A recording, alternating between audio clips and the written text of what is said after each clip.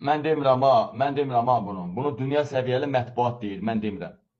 И Александр Лукашенко. Было ли что-то между ними? Итальянская газета «Il Foglio» опубликовала статью, утверждая, что между первой леди Азербайджана и президентом Беларуси были неформальные, возможно, романтические встречи в Берлине. Азербайджанское правительство быстро ответило, назвав статью клеветой и защищая честь Алиевой. Несмотря... Mehribanla Lukashenko Berlində qayrışıblar.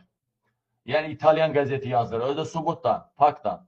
На это слухи продолжают циркулировать. Лукашенко не комментировал эту новость, однако он и Ильхам Алиев всегда подчеркивали взаимное уважение и сотрудничество. Визиты на высшем уровне и стратегическое партнерство между Азербайджаном и Беларусью не свидетельствуют о каких-либо напряженных отношениях между лидерами. Более того, Беларусь поддержала Азербайджан в конфликте с Арменией в 2020 году, поставляя оружие, разведывательные данные и политическую поддержку.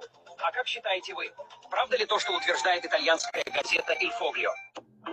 Yəni İlham Əliyev Lukashenko ilə görüşəndə, öpüşəndə, Mihriban Aliyeva и qabaq-qabağa gələndə, yəni bir təsəvvür edin ki, bunun arvadınla Lukashenko yatıbdı. Təsəvvür edin ki, bu dünya mətbuatı yayıbdı. Berlində özə, Almaniyanın paytaxtında yatıb, otellərdə.